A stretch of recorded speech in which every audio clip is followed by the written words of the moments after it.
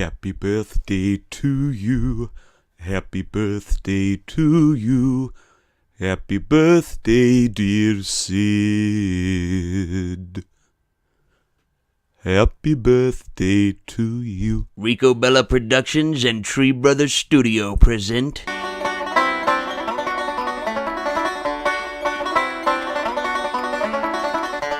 These are a people with and around whom you can let your freak flag fly high and sing to the sky.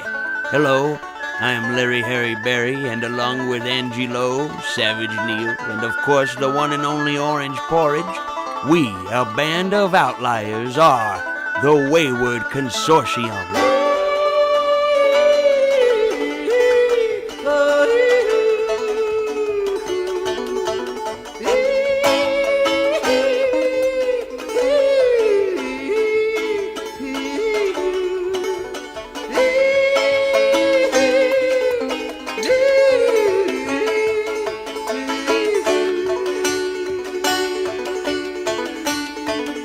They've been building up to this for over 40 years now, and it's become epically stupid, this third generation, third wave, whatever you want to call it, leftism, leftist feminism.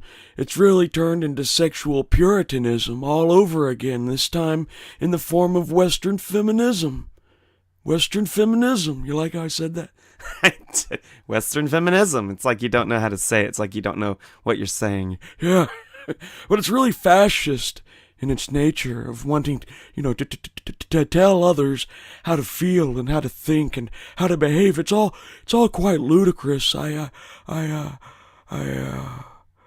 all quite ludicrous. And now a little segment I like to call Orange Poage, in which I, Orange Pourage, recite the words of wisdom of Edgar Allan Poe. We should bear in mind that, in general, it is the object of our newspapers rather to create a sensation, to make a point, than to further the cause of truth. I'll say it again. We should bear in mind that, in general, it is the object of our newspapers rather to create a sensation, to make a point, than to further the cause of truth. Thank you.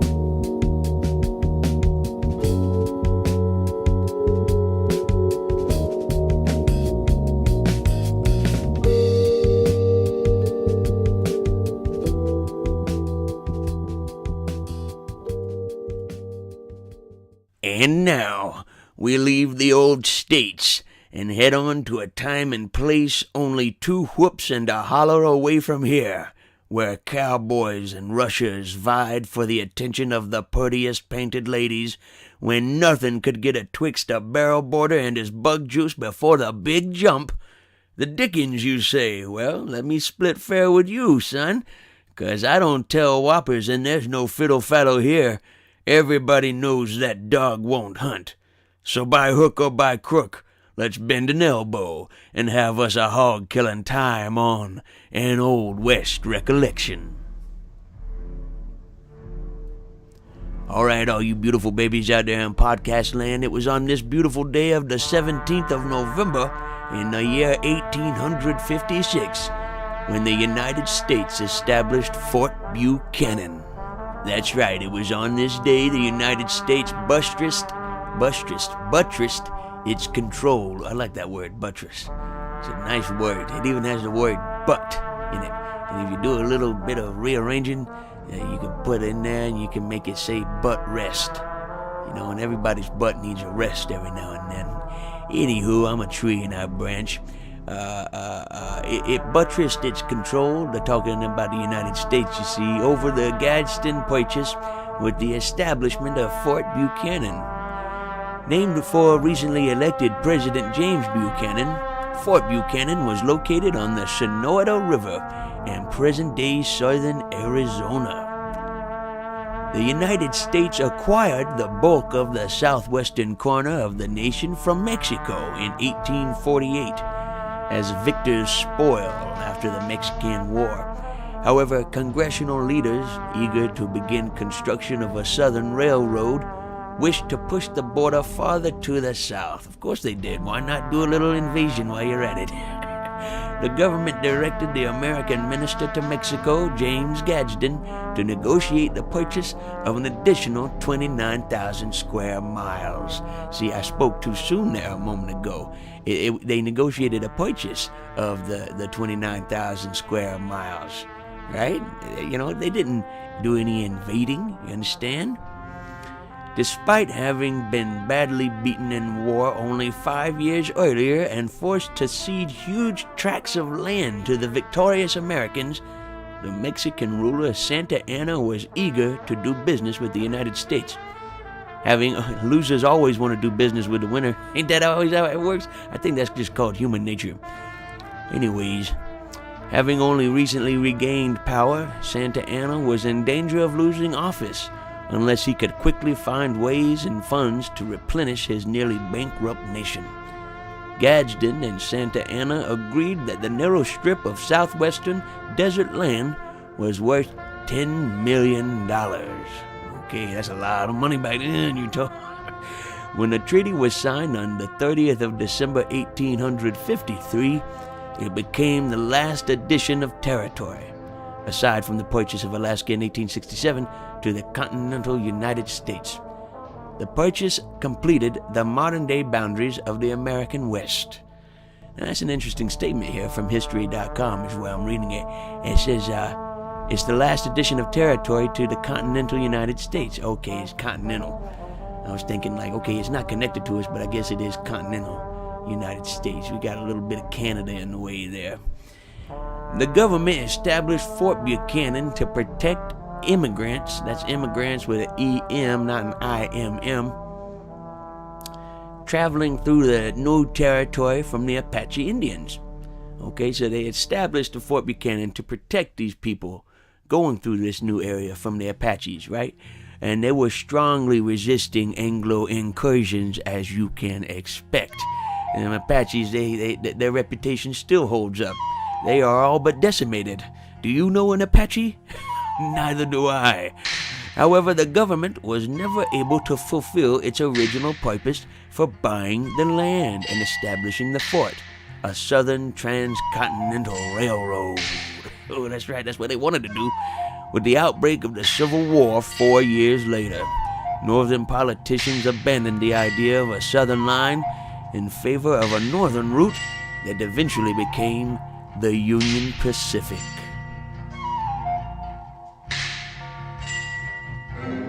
There you have it, ladies and gentlemen, and beautiful babies out there in podcast land. This week's edition of An Old West Recollection. Keep the Old West alive, but only in theory and in remembrance, you know what I'm saying? We don't want those days back. People lived very short lives, and it was a very violent time. We think we know violence now. We know nothing like the violence those people endured back then. Anywho, let's go on to the next segment, shall we?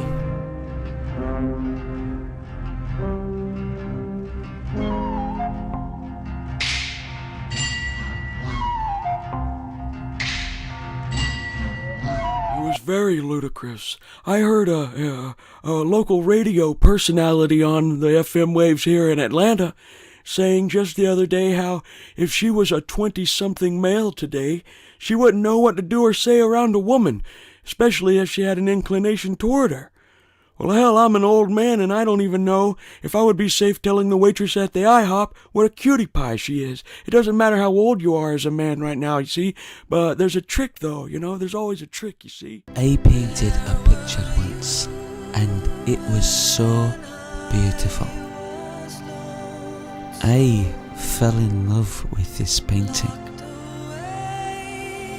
and, you know, it came from my own hands. It came from my own mind, through my hands onto the canvas, and I still felt a disconnection. I still felt like this couldn't have come from me. It's too beautiful. It's too pretty. And I thought, years later, looking back on that, I thought, wow, that really said a lot about my self-esteem at the time.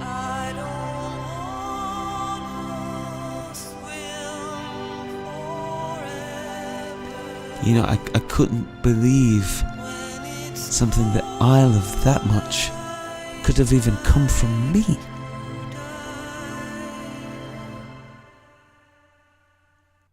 And now, a casual encounter. Title, Car Play Tonight. Woman for Woman, Union City.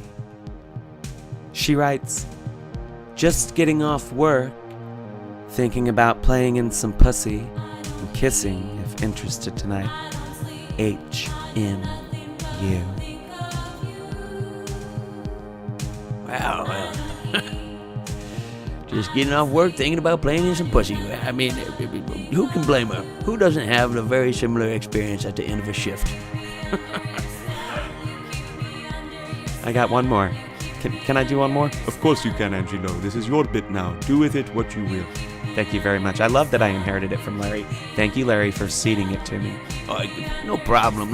I got Old West recollection. I really love the Old West. I know you do. And I love the Craigslist classifieds. Here we go. This is another casual... Oh, no. This isn't a casual encounter. This is a missed connection. Okay. Okay. So, title, McDonald's woman at drive-through window. Male for woman. Swanee. We're a little familiar with this area, aren't we, gentlemen? Yes, we are. In fact, that's where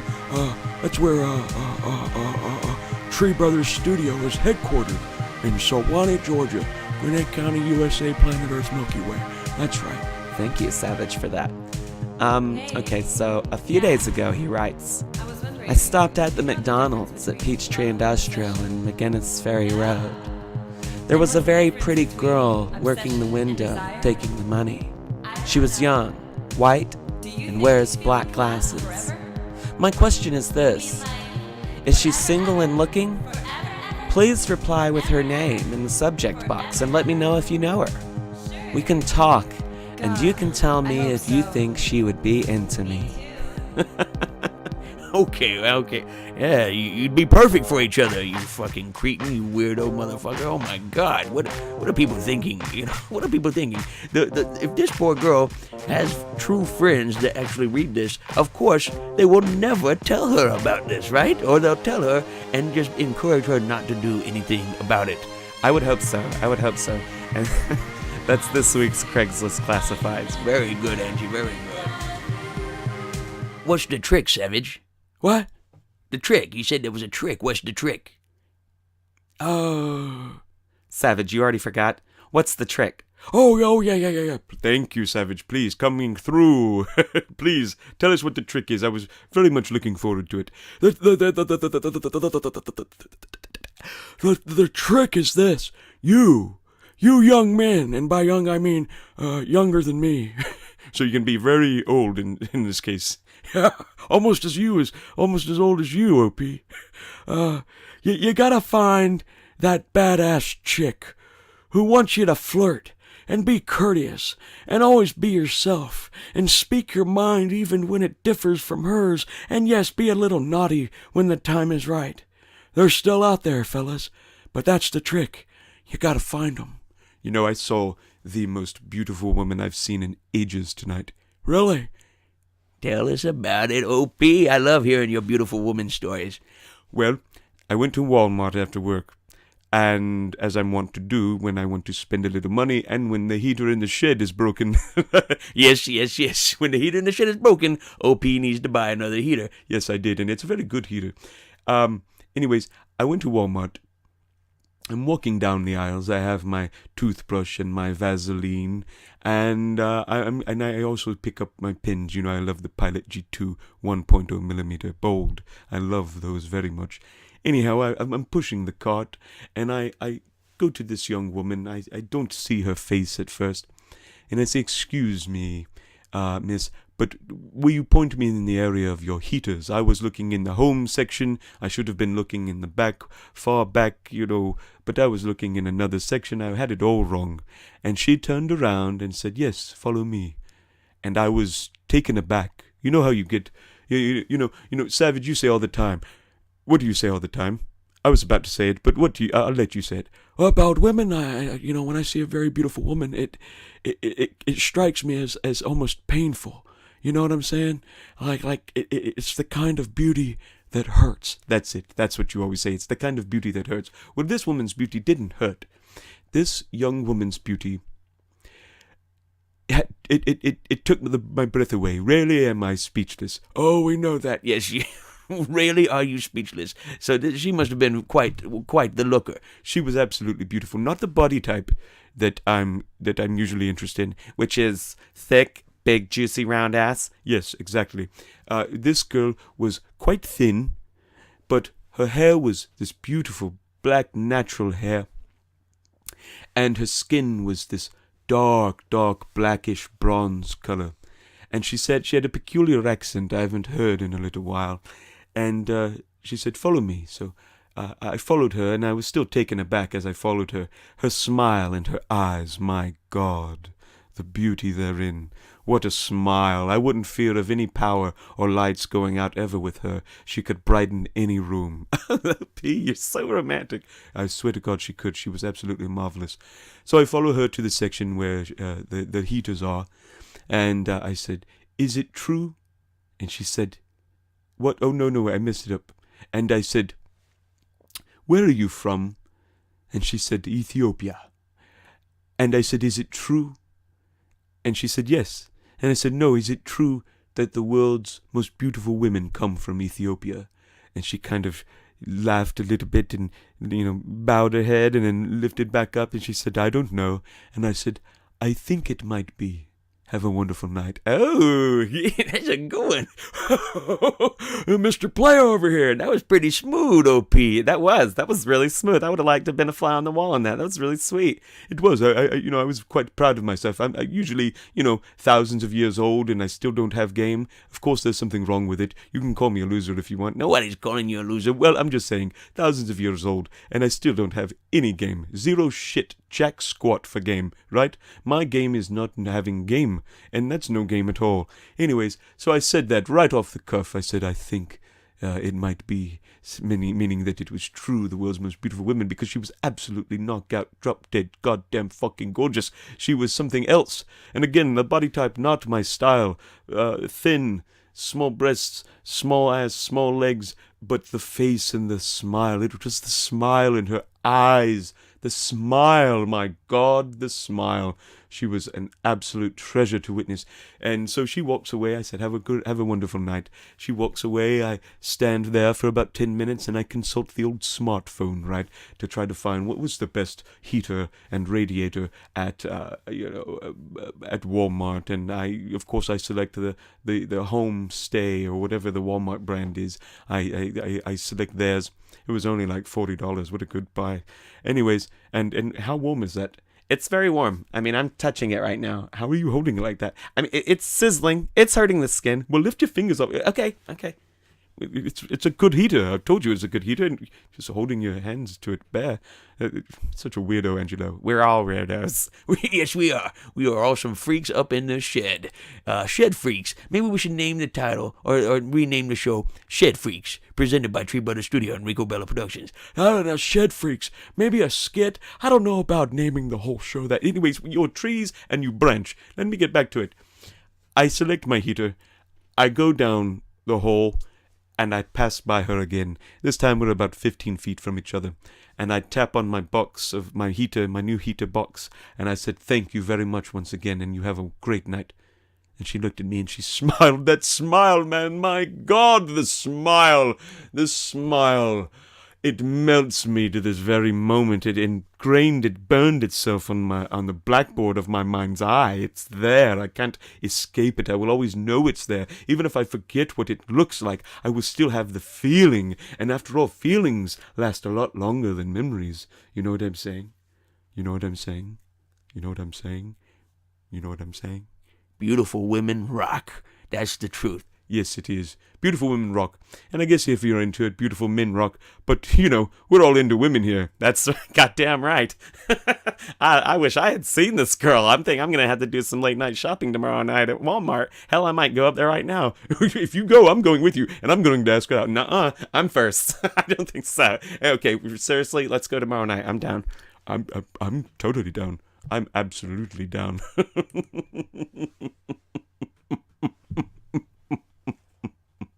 All right, all you beautiful babies out there in podcast land, thank you very much for listening. You know, we're not the only show, as you probably know, if you are listening to this show under the Tree Brothers Studio umbrella. We, of course, have the Merryman Sports Talk Table. You should check that out with Forrest Moloch and Joseph C. Kennedy and occasionally their friend Matt. And that's a pretty good show if you're into sports. You gotta be into sports, I imagine, if you're gonna be entertained by it. Although Matt doesn't know jack shit about sports, and he provides a little color, so that's a good thing, and color's never bad.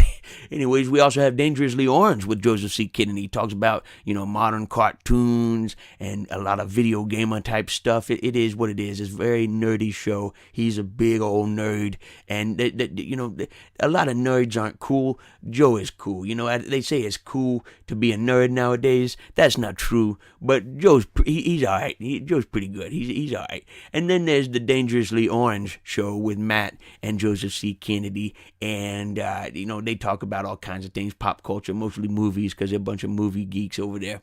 And then, of course, you have us.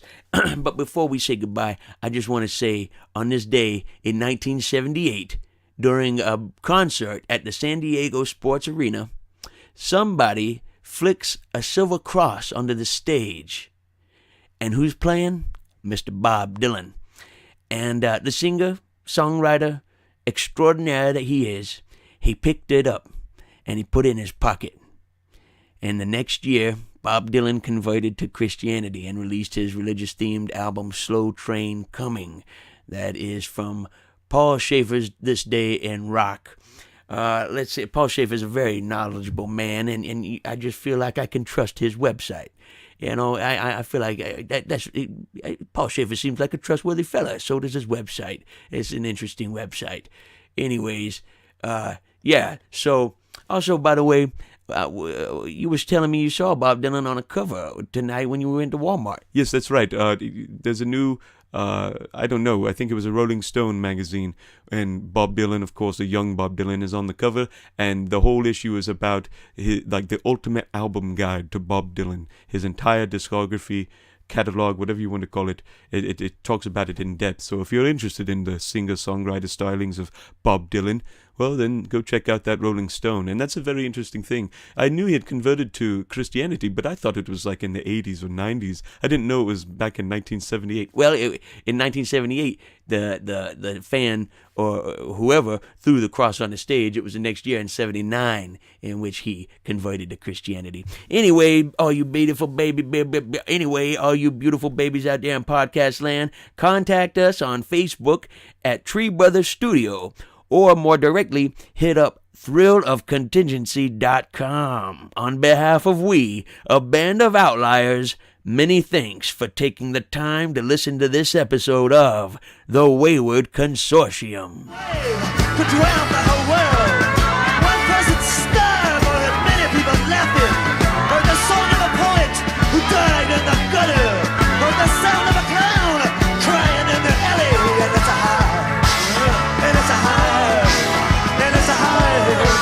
Well, it's a high. And it's a high. Rain on the bar. Who did you meet?